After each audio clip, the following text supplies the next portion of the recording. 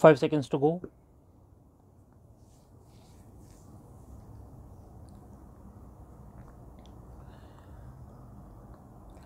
Start. You have assembled to perform the exacting tasks which lie ahead of you. Not only have you to transact the formal legislative business, but also to take stock of the problems that the nation faces and give guidance to the government and the people. Barely had the country overcome the extraordinary challenges of 1971 when we were confronted with fresh problems.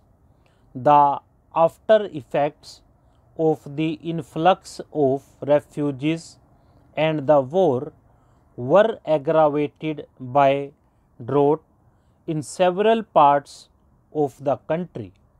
Our hearts go out to all those who have been affected by drought and in certain other areas by cyclone and floods.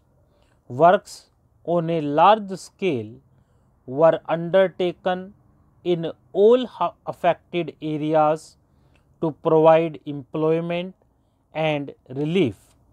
Our buffer stock of food grains, along with the strengthening of the public distribution system, enabled the government to meet the situation. In 1972, about 10.6 million tons of grains were distributed through the public system.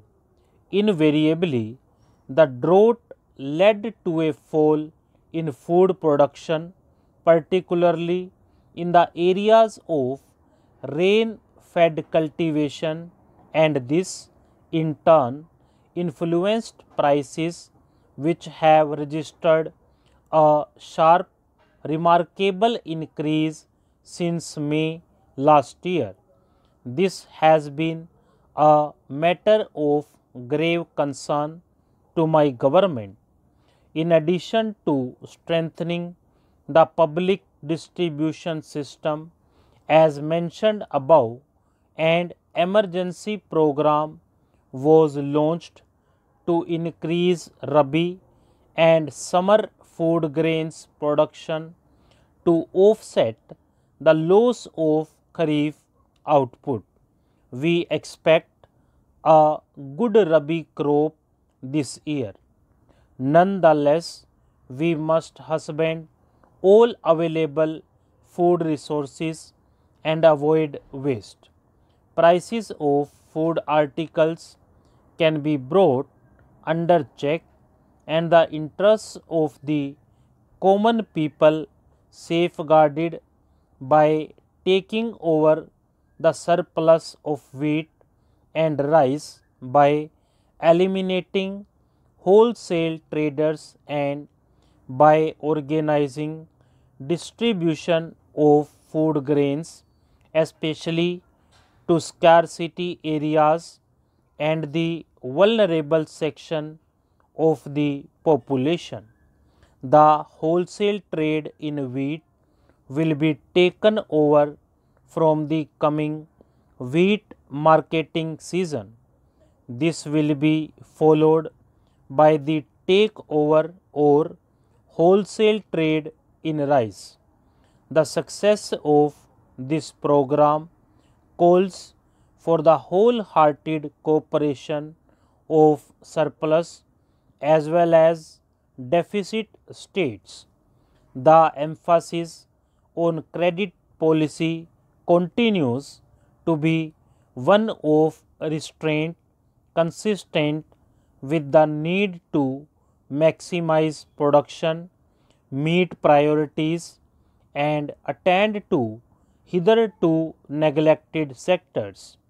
The government's program of market borrowings during the year was designed to absorb the surplus liquidity of the commercial banking system and also to help the lower sector of India.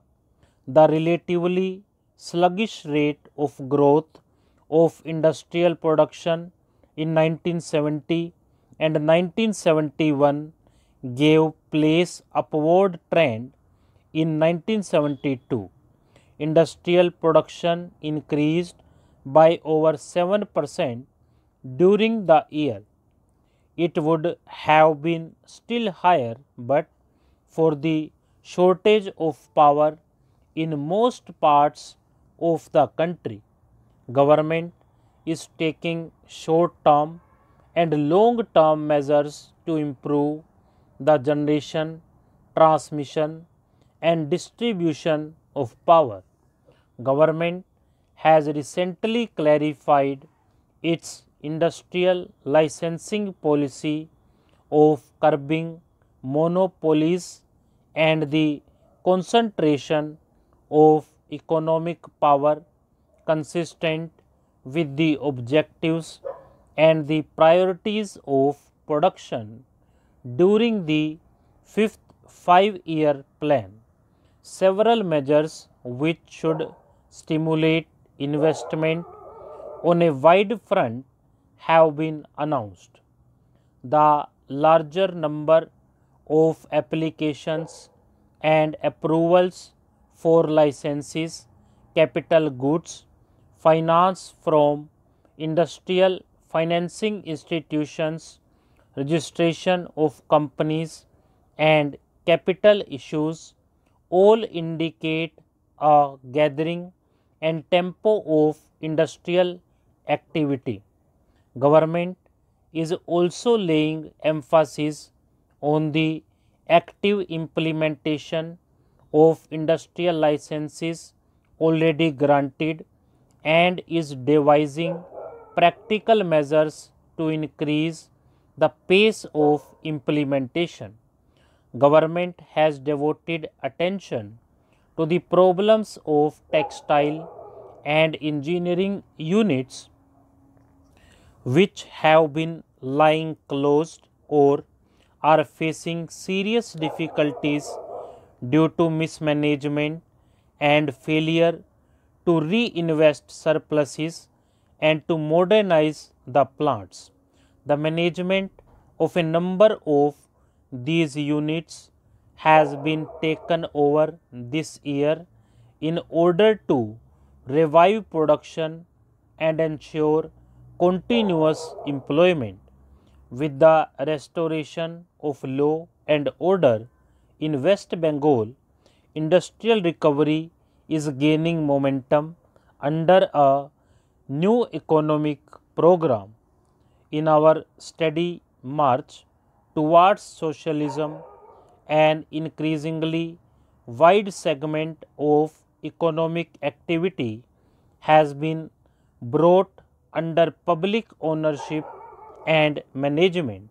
This covers a major part of transport and communications, power, coal, steel, heavy engineering, banking, insurance and important segments of external and internal trade. As a result of the vigorous steps taken by government, a definite improvement was discernible in most public sector units last year. Ultimately, production and the quality of service to the people in all these fields depend on the dedication and sense of involvement of managers and workers. In the changed context, both managers and workers have to give up the traditional concept of their roles. Management has to develop new attitudes and look upon workmen as participants in the service of the people. Workers should not allow trade union rivalry to prevent them from fulfilling their historic role of being in the vanguard of socialist transformation by making our public enterprises successful and models of service to the people to achieve highest national growth. On its part, government recognizes the central role of the worker in the economic process and shall help for this. Stop.